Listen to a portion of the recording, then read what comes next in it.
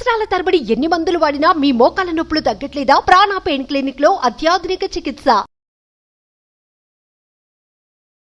నమస్తే రమగారు. నమస్తే జయ. రమగారు, మీరు అరేబియన్ నైట్స్ నుంచి కొన్ని స్టోరీస్ చెప్తా ఉన్నారు కదా, ఏదైనా ఒక స్టోరీ చెప్తారా? 2 భాగాలు. పూర్వం బసారో అనే ఒక నగరానికి ఒక సుల్తాన్ ఉండేవాడు. ఆయనకి చాలా కాలం పిల్లలు పుట్టలేదట. ఎన్నాళ్ళో ఆయన రోజు భగవంతుడిని అల్లాని ప్రార్థించేవాడు సంతానం కోసం. నా నగరానికి ఒక వారసుడు కావాలి అని. అప్పట్లోలాగా ఆయన 3-4 భార్యలు లేరు, ఆయనకు ఒక్క భార్య. చాలా లేట్ ఏజ్లో ఆయనకి భార్య గర్భవతి అయింది. భగవంతుడు ఇచ్చిన అవకాశం అన్నమాట. ఆయన జ్యోతిషుల్ని వాళ్ళని వీళ్ళని పిలిచి అందరినీ అడిగాడు, ఈ ఫలానా సమయంలో ఆడపిల్ల పుడుతుందా మగపిల్లాడు పుడతాడా ఏమిటి అని జాతకం చూపించాడు. జాతకం చూపిస్తే ఆ జాతకంలో వాళ్ళు ఏం చెప్పారంటే మగపిల్లాడే పుడతాడు, అతను మంచి రాజు అవుతాడు, చాలా సంపదలు పొందుతాడు, ఇట్లాంటివి చెప్పారు. చెప్పేసరికి కొంతకాలానికి ఆవిడికి కుమారుడు కలిగాడు. వాడి పేరు జన్ అల్ అస్లాం అని పేరు. ఏదో చిన్న అక్షరాలు తేడా ఉన్నాయి, ఆ పేర్లు నోర్లు తిరగట్లా. అస్లాం అనుకుందాం, అస్లాం అని పేరు పెట్టారు. చక్కటి రూపసేన పిల్లాడు వాడు. ఆ పిల్లాడికి ఒక 10 ఏళ్ళు 92 ఏళ్ళు అలా వచ్చేసరికల్లా రాజుగారికి అనారోగ్యం మొదలైంది. ఆయన అప్పటికే 70 ఏళ్ల వాడు, లేటుగా పిల్లవాడు కదా.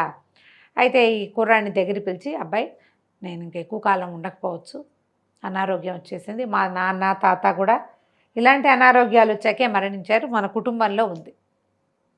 నేను ఎంతో కాలం రాజుగా ఉన్నాను, ఎంతకాలమో రాజ్యం చేశాను, 10 ఏళ్ల వయసుకే సుల్తాన్ అయ్యాను. ఎప్పుడు పేదవాళ్ళు అడిగింది కాదనలా, సలహాదారులు చెప్పేదే కాకుండా బయట వాళ్ళు చెప్పేవి కూడా వినాలి, రాజ్యాన్ని సుభిక్షంగా ఉంచుకో, జాగ్రత్తగా ఉండని మంచి మాటలు చెప్పాడు. కొంతకాలానికి ఆయన చనిపోయాడు. కొన్ని రోజులకి ఈ కుర్రాడు 1-10 రోజులు ఆయన తాలూకు సంతాప దినాలు అవి ప్రకటించుకుని కొన్నాళ్ళు ఏడ్చి తర్వాత పట్టం కట్టుకున్నాడు, తను రాజు అయ్యాడు. రాజు అయితే ఒకేసారి రాజు అవ్వంగానే, అంతకుముందు ఆటకాయిగా ఉండేటప్పుడు చిన్నపిల్లాడిగా ఉన్నప్పుడు 2-3 సేవకులు వాడి వెనకాల తిరుగుతూ ఉండేవాడు. రాజు అయ్యేసరికి ఎంతమంది అవుతారు సేవకులు? అంతేగా. ఇక ఒక పిచ్చి సరదా వచ్చేసింది అతని చుట్టూతా. అతని వయసు వాళ్ళు 15-16 ఏళ్ళ వాడు. ఒక స్నేహితులు చాలామంది చేరారు. జూదాలు ఆడేయటం, జూదం ఆడిన కొద్దీ సరదా వస్తుంది, గెలిచిన కొద్దీ సరదా వస్తుంది, ఓడిన కొద్దీ పంతం వస్తుంది. అంతే. ఇంకా ఇంకా ఇంకా ఇంకా ఆడాలని ఈ స్నేహితులతోటి కులాసాగా గడిపి బాగా డబ్బులు అవి పాడు చేసేసుకున్నాడు. అప్పట్లో ఏంటంటే రాజ్యమే, రాజుగారి వంతుకి కొంత డబ్బు ఉండేది. రాజుగా ఉన్నప్పుడు ఇతనికి అప్పచెప్పిన డబ్బు ఇంచుమించుగా అవగొట్టేశాడు. అక్కడి నుంచి పేదవాళ్ళు ఎవరైనా వస్తే డబ్బులు లేకపోతే ఎవరికైనా దానాలు ఏమి ఇస్తాడు ఇతను? వీళ్ళకి ఆ జాతిలోనే ఉంది ప్రత్యేకంగా ఇంత దానం చెయ్యాలి అని. దాన్ని డబ్బు ఉండద్దు, డబ్బులు ఉండాలి. దీనికి వెళ్తారు, షమాంకి స్నానానికి వెళ్తారు, అక్కడ దానాలు చేయాలి. మసీదుకి వెళ్తారు, అక్కడ దానాలు చేయాలి. వెళ్తాడు కానీ డబ్బులు లేవు. అతని వంతు డబ్బంతా అవగొట్టేసుకున్నాడు. వచ్చే నెల రాజుగారికి కేటాయించే డబ్బు కూడా బాకీలు అంటించాడు. ఒకరోజు వాళ్ళ అమ్మ పిలిచి బాగా కేకలేసింది, నువ్వు రాజుగా పనికిరావు, మీ నాన్న ఇట్లా చేయలేదు, నువ్వు నీతో పాటు నన్ను కూడా నరకంలోకి ఈడ్చేలాగా ఉన్నావు, దానం చెయ్యని వాడు అసలు మనిషే కాదు ఇస్లాంలో, ఇట్లా చేస్తున్నామని బాగా గట్టిగా కేకలేసింది. చాలా దుఃఖపడిపోయాడు, పేదవాడైపోయాడు.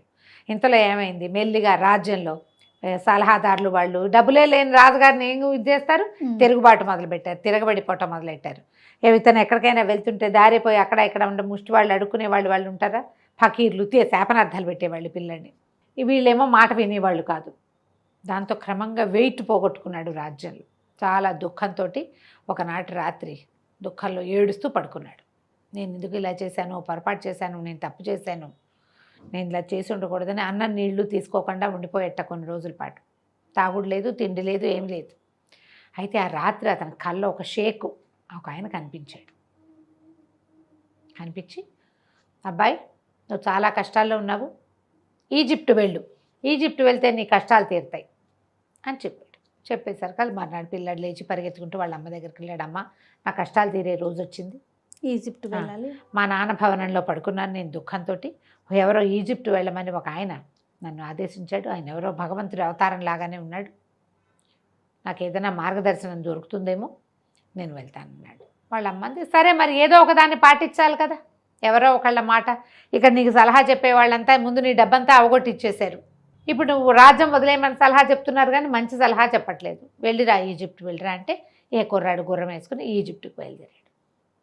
అంతకుముందు డబ్బులు లేవు కదా, కానీ ఇతనికి వెళ్ళిన ప్రతి చోట ఆహారం లభిస్తుంది. అంటే గుడ్ సైన్స్ కనపడ్డాయన్నమాట. ఈజిప్టుకు వెళ్ళి అలాగే పేదవాడుగానే వెళ్ళి వెళ్ళి వెళ్ళి ఈజిప్టు చేరాడు. ఒక మసీదులో ఆగాడు.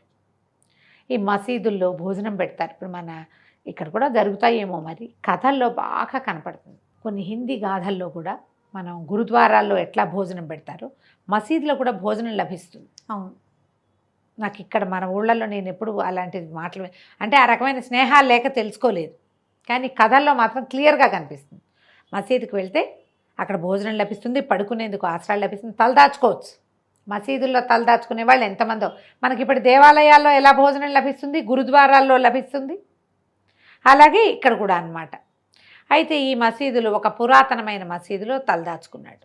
ఆ రాత్రి భోజనం చేసి పడుకుంటే మళ్ళీ ఆ షేక్ ఎవరో కనపడ్డాడు కళ్ళు. కనపడి, నా మాట మీద ఇంత దూరం వచ్చావు, నువ్వు అసలు మాట విని ఎక్కడికైనా ప్రయాణం చేయగలిగే సాహసం నీకుందో లేదో పరీక్షించాను. నువ్వు మళ్ళీ తిరిగి నీ నగరానికి వెళ్ళిపో, బసారోనో ఏదో అది, అక్కడికి వెళ్ళిపో. నీ తండ్రి రాజ్యాన్ని పాలించు. నువ్వు ఏం చేయాలో నేను నీకు మళ్ళీ చెప్తా అని చెప్పాడు. నెలలు పడుతుంది ఈజిప్ట్ వెళ్ళటం అంటే. ₹1 చేతిలో లేనివాడు ఈజిప్ట్ నగరానికి వెళ్ళటం అనేది ఓ సాహసం కాదు. మరి వీడు సాహసి. నువ్వు సాహసి అవునో కాదో తెలుసుకోవడం కోసమే నిన్ను ఇక్కడికి పంపించాను, వెనక్కి తిరిగి వెళ్ళిపో అనగానే ఈ అస్నామ ఏం చేశాడు, వెనక్కి బయలుదేరాడు. ఎంత ప్రయాణం చేశాడో అంతా వెనక్కి, ఏమీ లభించలే. అక్కడ వెళ్ళాడు, వచ్చాడు, మళ్ళీ వెనక్కి వచ్చాడు. వెనక్కి వచ్చి తల్లిని చూశాడు. తల్లిని చూస్తే తల్లి సంతోషించి, నాయన తిరిగి వచ్చావు, సంతోషం నాయన, రాజ్యం చేసుకో ఇప్పుడైనా అంటే సరేనన్నాడు. మళ్ళీ రాజ్యంలో ఒక్కొక్కటి ప్రాబ్లమ్స్ తీర్చడానికి ప్రయత్నం మొదలుపెట్టాడు. సలహాదారులని కొంతమందిని తీసేశాడు, మీరొద్దు నాకని. ఉన్న వాళ్ళతో కొంచెం మంచిగా మాట్లాడుకుంటున్నాడు. ఆ ఒకరోజు రాత్రి తండ్రి భవనంలో, తన భవనంలోనే పడుకున్నాడు. పడుకుంటే మళ్ళీ షేక్ కల్లో కనపడ్డాడు. కనపడి, అబ్బాయి నువ్వు చాలా సాహసివి, నిర్ణయాలు కూడా మంచివి తీసుకుంటున్నావు. ఇప్పుడు నేను నీకు ఒక మాట చెప్తా. ఒక మంచి తవ్వే సాధనం తీసుకో, తవ్వగోలు. నీ తండ్రి భవనంలోకి వెళ్ళు, ఎక్కడో ఒక చోట తవ్వు. నీకు ఇక్కడ ధనం ఉంటుంది అని ఎక్కడ అనిపిస్తే అక్కడ తవ్వు, నీకు కావలసింది లభిస్తుంది అని వచ్చింది కల. తండ్రి భవనంలో తవ్వాలి. ఈడు రాజు, కానీ వీడే తవ్వాలి, వేరే వాళ్ళని పెట్టి తవ్వించకూడదు. పొద్దున్నే లేచి అమ్మ దగ్గర పరిగెత్తాడు. అమ్మ నాకు మళ్ళీ కళ వచ్చిందమ్మా అంటే, వాళ్ళ అమ్మని వీడేమిటిరా నిన్నేం చేయబోతున్నాడు, ఉందాన్ని వదిలించుకో, ఈ కళ్ళ ఏమిటి, ఈ గోళ ఏమిటి, మీ నాన్న భవనంలో ఏముంటుంది, మీ నాన్న సంపద అంతా నీకు వచ్చేసింది, నువ్వు దాని అంతా పాడు చేసేసావు. పెళ్ళిగా రాజ్యంలో నుంచి రేపొద్దున ఎప్పుడు రావాలి డబ్బు, నీకు ఇంకోలా రావాలి, కానీ మీ నాన్న భవనంలో ఏమీ లేదు, భవనంగా ఉందంతే. అంటే కాదమ్మా ఆయన చెప్పాడు, ఈజిప్ట్ వెళ్ళమన్నాడా, దారంతా నాకు ఆహారము నీళ్లు నిద్రకు సరిపడా లభించింది, ఇక్కడ కూడా ఏదో ఒకటి లభిస్తుంది, నేను తవ్వదలుచుకున్నాను అన్నాడు. తల్లి ఎంత చెప్పినా అతను వినకుండా ఏం చేశాడు, ఒక తవ్వే సాధనం, ఒక గుణపము, ఒక తవ్వగోల పుచ్చుకుని తండ్రి భవనంలోకి వెళ్ళాడు. తండ్రిది ఒక సింహాసనంలా ఉంది, ఆయన ఎప్పుడు అక్కడ కూర్చునేవాడు. ఆ సింహాసనం కింద తవ్వటం మొదలుపెట్టాడు. తవ్వడం మొదలుపెడితే తవ్వాడు, కొంత దూరం తవ్వుకుంటూ పోయాడు. తవ్వితే ఎక్కువ తవ్వల, సింహాసనం కింద 2-3 రాళ్ళు లేపేశారు కల్లా దాని కింద అతనికి ఒక ఉంగరం కనపడింది. ఆకుపచ్చ రాయి ఉంది. ఉంగరం దొరికేసరికల్లా ఏదో ఉంది దీని కింద. ఉంగరం ఎందుకు దాచాడు మా నాన్న అని చెప్పి ఆ కింద ఉన్న మట్టి అంతా తొలగించాడు. తొలగిస్తే అది కిందకిట్ట ఖాళీ వచ్చేసింది. ఒక గుహలాంటి ఒక కట్టడం కనపడుతోంది లోపల. మెల్లిగా దీపం పుచ్చుకుని అందులోకి దిగి వెళ్ళేసరికల్లా ఏమైంది, ఆకుపచ్చటి జాడీలు కనపడ్డాయి. 8 జాడీలు ఉన్నాయి. ఆ 8 జాడీలని ఎత్తాడు. తెస్తే ప్రతి దాంట్లోనూ పురాతనమైన నాణేలు ఉన్నాయి. తండ్రి అయితే సంపద దాచిపెట్టాడు. పిల్లాడు ఏం చేశాడు, ఆ నాణేలు గుప్పెడు తీసుకుని గబగబా పైకి వచ్చేసాడు.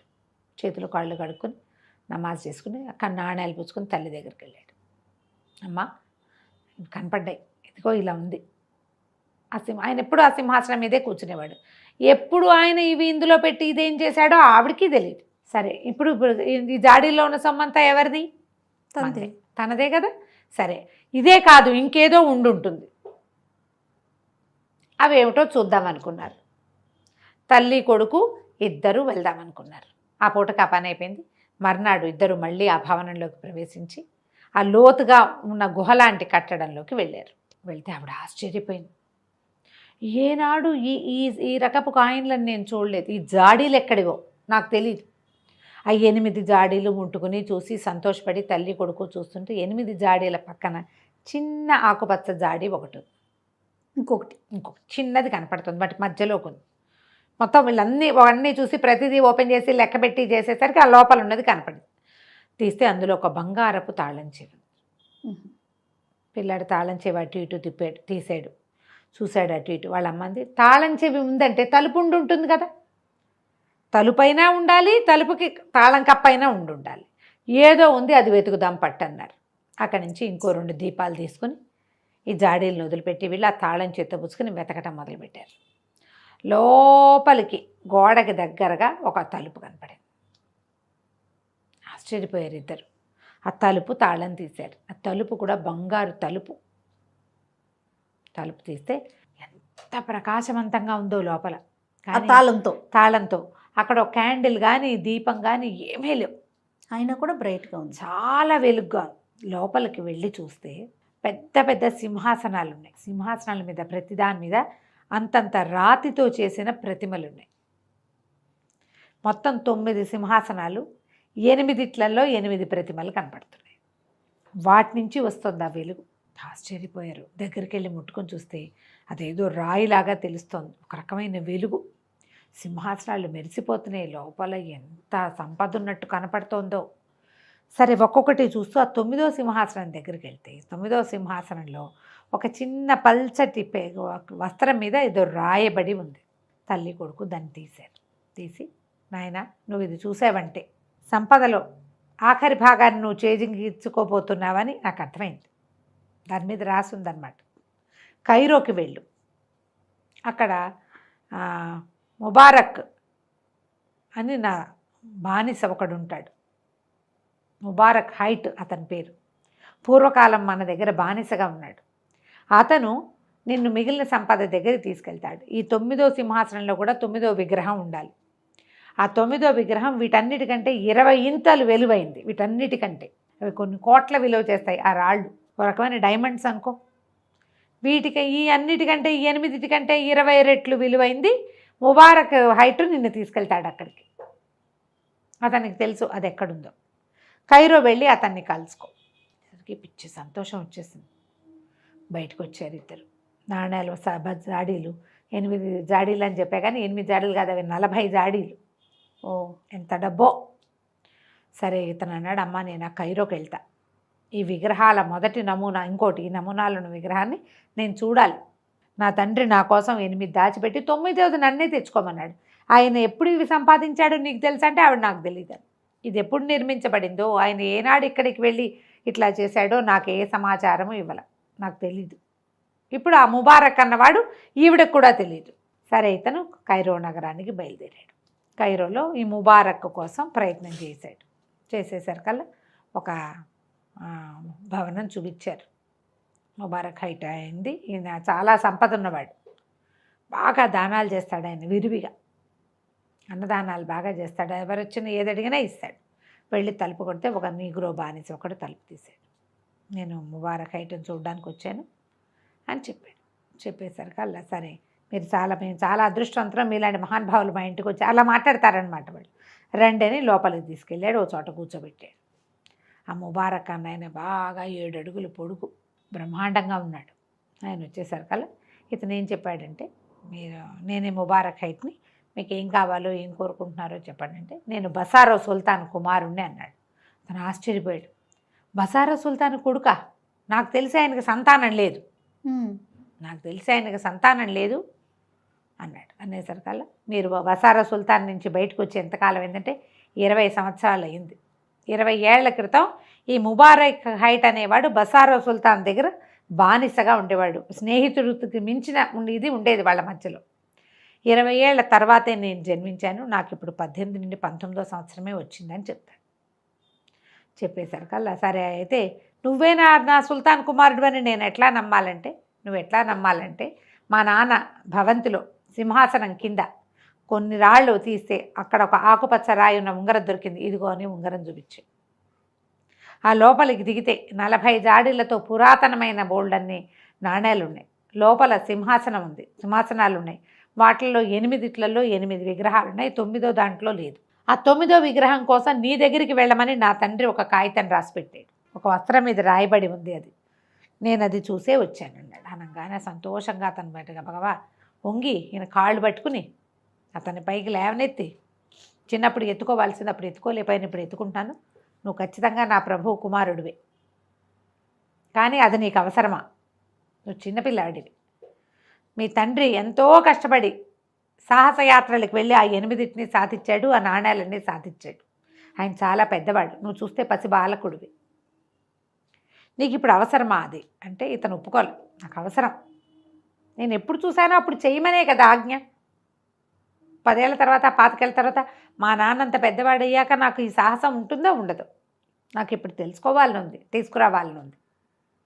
నువ్వు ఏం చెబితే అది చేస్తానన్నాడు. సరే ముందు ఈ ఊళ్ళో ఉన్న వాళ్ళందరికీ నేను పరిచయం చేస్తానని అక్కడి నుంచి ఊళ్ళో కైరోల్ నగరంలో ఉన్న పెద్ద పెద్ద వాళ్ళందరికీ కబురు చేశాడు. ఓ విందిస్తున్నాం, మా సుల్తాన్ కుమారుడు వచ్చాడు, సుల్తాన్ బసారా సుల్తానే నాకు ఈ సంపద అంతా ఇచ్చాడు అని చెప్పి అందరికీ ఉత్తరాలు రాయించాడు. సాయంకాలం చాలా పెద్ద విందు జరిగింది. అందరూ ఆశ్చర్యపోయారు కుర్రాన్ని చూసి, చిన్న పిల్లవాడని. అది చాలా సంతోషించారు.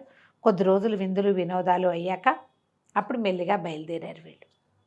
తను చెప్పాడు, దీనికి చాలా పెద్ద ప్రయాణం ఇది, నేను ఎన్నిసార్లు చేసిందే, అక్కడ దాకా తీసుకెళ్తా, చివరి పని నీది. సరే ప్రయాణం అయ్యారు.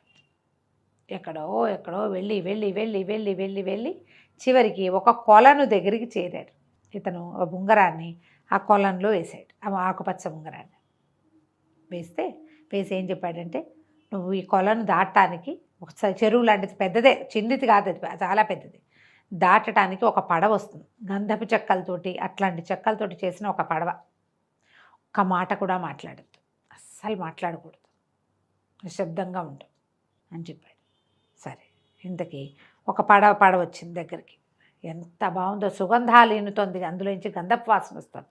గంధపు చెక్కలు తడి తగిలేసరికి తడి వాసన వస్తుంది కదా, ఆ నీళ్ళ మీద ఉండటం వల్ల ఎంతో అద్భుతంగా దంతంతో అలాంటి వాటితో పని చేయబడి చక్కగా ఉంది ఆ పడవ. ఆ పడవలో నావికుడు ఒకడు కూర్చుని ఉన్నాడు. వాడు సింహం శరీరము, పులి తల ఉంది వాడికి. మాట్లాడకుండా ఉండాల్సింది, అది మింగేస్తుంది. వీళ్ళిద్దరూ ఎక్కి ఆ పడవలో కూర్చున్నారు. ఎంత నిశ్శబ్దంగా వెళ్ళారో. వెళ్ళగా వెళ్ళగా వెళ్ళగా వెళ్ళగా ఎంతోసేపటికి వెళ్ళాక ఎప్పటికో వెళ్ళిన తర్వాత ఒక ప్రత్యేకమైన ప్రదేశంలోకి చేరారు. అక్కడ ఒక పెద్ద తోటలాగా ఉంది. ప్రతి చెట్టు బంగారపు చెట్టే. దాని నిండా మణిలో మాణిక్యాలు వేళ్లాడుతున్నాయి, పగడాల పువ్వులు ఉన్నాయి వాటికి. ఎంతో విచిత్రంగా ఉంది. అక్కడ కనపడుతున్న వాళ్ళు ఎవ్వరూ మనుషుల్లాగా లేరు, అదొక జిన్ లోకం. ఇవి భూతాలు కావచ్చు. ఇక వెళ్ళాడు లోపలికి. ముబారక్ హైట్ ఆగిపోయాడు. ఈ తర్వాత నాకు ప్రవేశం లేదు, నువ్వు ఒక్కడివే ప్రయాణించు లోపలికి. లోపలికి వెళ్తే ఎంత విచిత్రంగా, వింతగా, ఆశ్చర్యకరంగా ఉందో అదంతా. పిల్లాడు ఎగ్జైట్ అయిపోయి ఎక్కడ ఆగల, చూస్తున్నాడు. చూస్తూ వెళ్ళాడు. వెళ్ళేసరికల్లా ఒక 10 అడుగులు ఎత్తున్న మహాద్భుత సౌందర్యవంతుడుగా ఉన్న ఒక మనిషి తనకు కనిపించాడు. మనిషి కాదు, దైవమే, ఎవరో ఒకడు, ఈ జిన్నుల నాయకుడు. ఇతను చూడంగానే కాహా అని దగ్గరికి తీసుకున్నాడు. బసారు రాకుమారుడు కదా నువ్వు, ఈ సాహసం నాకు నచ్చింది. ఇంత చిన్న వయసులోనే ఇలాంటి ప్రయత్నం చేసావు. మీ తండ్రి, నువ్వు నా కుమారుడు తప్పక వస్తాడని చెప్పాడు. మీ తండ్రి నాకు ఎంతో స్నేహితుడు, అతను చాలాసార్లు నన్ను కలవడానికి వచ్చాడు. అతను నన్ను కలిసినప్పుడల్లా నేను ఒక విగ్రహం ఇచ్చాను. అవి 8 విగ్రహాలు అతని దగ్గర ఉన్నాయి, నువ్వు చూసుంటావు అది. నువ్వు ఇప్పుడు 9వ విగ్రహం కోసం వచ్చావు. 9వ విగ్రహం నేను నీకు ఇస్తాను, నువ్వు పట్టుకెళ్ళచ్చు. నీ సంపద ఎప్పటికీ వృద్ధి పొందుతుంది. కాకపోతే దానికి బదులుగా నువ్వు నాకేమి ఇస్తావో చెప్పు అని అడిగితే, నీకేం కావాలంటే అది ఇస్తానన్నాడు. అయితే నాకు ఒక 15 ఏళ్ళ అమ్మాయి, అనాఘ్రాత పుష్పం, అది ఎవరు మగవాళ్ళ పొలకు కూడా తెలియని పిల్ల కావాలి. అది ఏడవకూడదు, కష్టపడకూడదు, దుఃఖపడకూడదు, చక్కగా ప్రశాంతంగా నా దగ్గరికి వచ్చేయాలి. అలాంటి ఒక పిల్లని తీసుకొచ్చి ఇవ్వు నాకు. 9వ విగ్రహం నీకు అక్కడికి వచ్చేస్తుంది, నీ 9వ విగ్రహం నీకు లభిస్తుంది. కానీ నువ్వు నాకు ఒక అమ్మాయిని అప్పచెప్పాలి. ఒకవేళ ఆ అమ్మాయిని కనుక అప్పచెప్పకపోయినా, ఆ పిల్లని కష్టపెట్టినా, బలవంత పెట్టినా, ఏడిపించినా నీ 8 రాళ్ళు వెనక్కి వెళ్ళిపోతాయి. సంతోషంగా ఇక్కడ ఎవడో జిన్నున్నాడు వాడి దగ్గరికి వెళ్ళంటే ఏ పిల్ల వస్తుంది? అదే కదా. అట్లాగే తీసుకురావాలి నాకు నువ్వు అని చెప్పాడు. చెప్పేశారు కల్లా ఒప్పుకున్నాడు. మరి ఇక్కడ దాకా వచ్చాక ఇప్పుడు కాదు కూడదంటే వాళ్ళు ఏం చేస్తారో మనకేం తెలుసు, బయటికి వెళ్ళిపోతే. సరే ఆయన మళ్ళీ ఆకుపచ్చ ఉంగరం ఇతను వేలికి తొడిగాడు. ఈ ఉంగరం నీ దగ్గరే ఉంచుకో, ఇది ఎంతో అదృష్టాన్ని తెస్తుంది, ఇది ఉండటం వల్లే మీ నాన్నకి నువ్వు కలిగావు అని చెప్పి పంపించేశాడు వెనక్కి. ముబారక్ హైట్ బయట ఉన్నాడు. మళ్ళీ ఇద్దరు ఆ సింహం మొహము, సింహం శరీరము, పులితలా ఉన్నవాడు పడవ నడుపుతూ ఉండగా ఎక్కి కూర్చున్నారు, మాట్లాడకుండా కూర్చున్నారు. బయటకు వచ్చాక ఇంకా వీళ్ళకి ఆ పడవ నిండా అంతులేని సంపద ఇచ్చారు వాళ్ళు, ఆ జిన్నులు. ఆ పడవలో ఉన్న సంపద అంతా వీళ్ళు తెచ్చుకున్న గుర్రాల మీదకి మార్చుకున్నారు. ఎంత డబ్బో! సేవకులు వాళ్ళు వీళ్ళు బోళ్ళంత మంది మోసేందుకు పని వాళ్ళని పెట్టుకుని ఆ సంపద అంతా మోసుకొచ్చుకున్నారు కైరోకి. అప్పుడు ఇతను ఏం చెప్పాడంటే, నాకు ఒక అమ్మాయి కావాలి పెళ్లి చేసుకోవటానికి, 15 ఏళ్ల పిల్ల, చాలా అందంగా ఉండాలి, మగవాళ్ళ మొహం కూడా ఎరగని పిల్ల కావాలి నాకు, దానికి ఏం తెలియకూడదు, అలా ఉన్న వాళ్ళని వెతకమన్నాడు. అయితే అప్పుడు అతను ఆ జిన్ను ఇతనికి ఏం చేశాడంటే, జిన్ దగ్గర కదా ఈ డిస్కషన్ అంతా వచ్చింది. ఈ అబ్బాయి అన్నాడు, నీకు అందమైన పిల్లని తెస్తా, ఏడిపించకుండా తెస్తా, ఆ పిల్ల ఏ మగవాళ్ళ సంగతి దానికి తెలియదు అంటానికి నాకు ఎట్లా తెలుస్తుంది? ఆ మనసులో దూరి నేను తెలుసుకోలేను కదా. ఆడపిల్లలకి 12-13 ఏళ్ళు రాగానే మగపిల్లవాళ్ళ మీద దృష్టి మరలుతూ ఉంటుంది. తండ్రికి అన్నదమ్ములు కజిన్స్ వాళ్ళతో తిరుగుతారు, మగ స్పర్శలు తెలుస్తాయి వాళ్ళకి.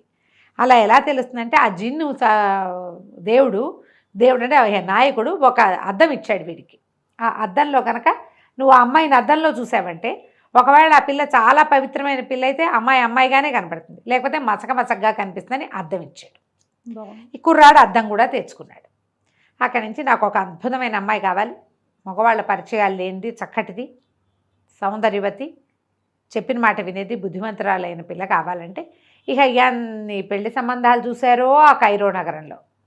ప్రతి పిల్లని మనవాడు చూడాలి, అద్దంలో చూడాలి, చూస్తే పిల్ల మసగ్గా కనపడుతుంది. ఇక వెతికారు కుదరలా. ఊరికే చూస్తున్నాడని పేరు వచ్చేసింది కైరోలో.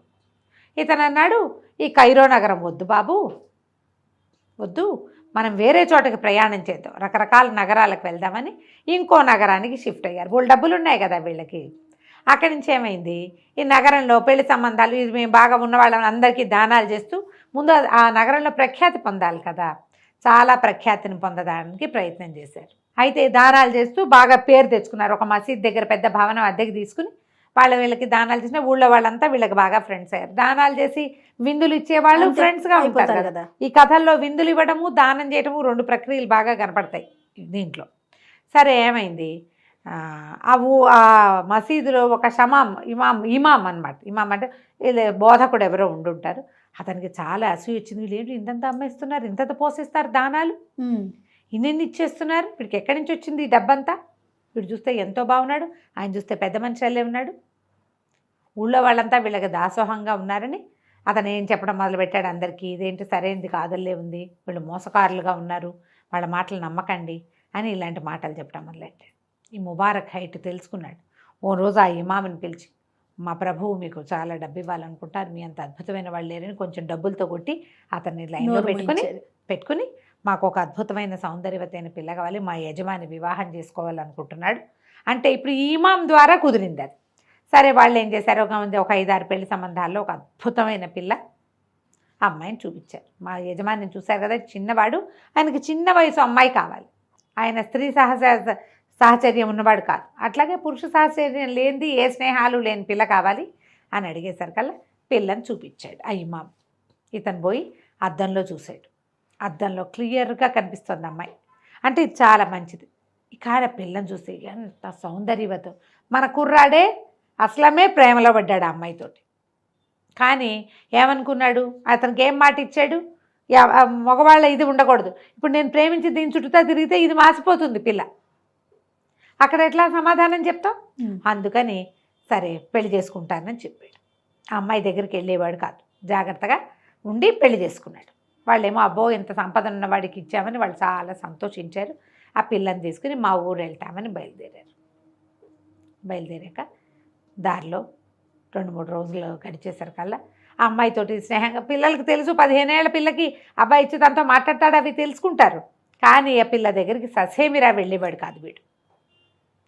ఆ ముబారక్కి చెప్పాడు, నువ్వు నన్ను కాపాడు, నేను ఆ పిల్ల వైపుకి పడిపోకుండా, ఎందుకంటే మనం ఇట్లా పవిత్రంగా ఉన్న కన్యని అతనికి అర్పిస్తామని ప్రామిస్ చేశాం. ఓ వారం 10 రోజులు గడిచేసరికి ఆ పిల్లకి తనకి వీడు దాన్ని భర్త అవాయిడ్ చేస్తున్నాడని తెలిసిపోయింది. అక్కడి నుంచి ముబారక్ దగ్గరికి వచ్చి దీనంగా ఏడ్చింది, ఎందుకు ఇట్లా చేస్తున్నాడు, నాతోటి సరిగ్గా ఉండట్లేదు, ఇంటి దగ్గర పెళ్లిలో చాలా సరదాగా ఉన్నాడని మా వాళ్ళంతా చెప్పారు, మీరు నన్ను ఏం చేయడానికి తీసుకెళ్తున్నారు అనేసరికల్లా, అమ్మ నువ్వు భయపడద్దు, మనం అడంగు చేరేదాకా నీ భర్త నీతో సరిగ్గా ఉండడు, అతను ఒక వ్రతం పెట్టుకున్నాడు, వ్రతం అయ్యాక అతను నీతో ఎంతో బాగా ఉంటాడు, నీకు మంచి ప్రదేశం చూపించడానికి తీసుకెళ్తున్నామని చెప్పాడు. అక్కడికి తీసుకుపోయారు. తీసుకెళ్ళిన తర్వాత వాడికి చాలా బాధగా ఉంది అస్లంకి. కానీ ఏం చేస్తాడు, ఆ పిల్లను కూడా పడవెక్కించి కూర్చోబెట్టుకున్నాడు. ఆ పిల్ల బిక్కుమంటూనే కూర్చుంది. కానీ ఆ ముబారక్ చెప్పాడు, ఆయన చాలా పెద్ద మనిషి కదా, పెళ్లి కుదిర్చిన వాడు, నీకేం భయం లేదు, నిన్ను మంచి ప్రదేశం చూపిస్తాడు అని చెప్పేసరికల్లా ఆ పడవలో ప్రయాణం ఆ పిల్లకి ఇష్టం. ఇక భయంగా లేకుండా ఆ అవతల నడుపుతున్న వాడిని చూడకుండా చక్కగా పడవ ప్రయాణాన్ని, వస్తున్న గంధపు వాసనని ఆస్వాదించి ఆ జిన్ను లోకానికి చేరిపోయింది. ఇతను ఏం చేశాడు, ఆ అమ్మాయిని నువ్వు ముందు నడు అని చెప్పి ఆ ముందు పంపించి ఆ జిన్ను ప్రభువు కనపడంగానే ఆయనకు చెప్పాడు, నేను నీకు ప్రామిస్ చేసినట్టుగా అమ్మాయిని తీసుకొచ్చాను, కావాలంటే అద్దంలో చూడని అద్దంలో చూపించాను. అద్దంలో ఫెయిర్గా పిల్ల చక్కగా బొమ్మలాగా కనపడతాను. తర్వాత దుఃఖాన్ని అణుచుకుంటూ ఏం చేయాలో తెలియక వాళ్ళు తనకు మోసిస్తున్న అపారమైన సంపదని మోసుకుంటూ మళ్ళీ పడవెక్కి వెనక్కి తిరిగి వచ్చేసాడు. పిల్లని అప్పచెప్పేశాడు భార్యని అక్కడ. ఆ అమ్మాయి కూడా అక్కడికి వెళ్ళాక భర్త మంచి ప్లేసులు చూపించి బాగుంటాడు అనుకుంది కదా, అందుకని అది నవ్వుతూ మామూలుగానే, అది అమ్మాయి ఏమి ఏడవటం దుఃఖంగా లేదు పిల్ల. అది ఏడవటం మొదలుపెట్టిందంటే వీడి పని ఆగిపోయింది. ఇంటికి వచ్చేసాడు. అక్కడి నుంచి బసారో నగరానికి ప్రయాణం అయిపోయాడు. అంతులేని సంపద అంతా మోసుకొచ్చి వాళ్ళమ్మ వాకిట్లో పోయించాడు. అదంతా పోయించి తీవ్రంగా దుఃఖపడ్డాడు.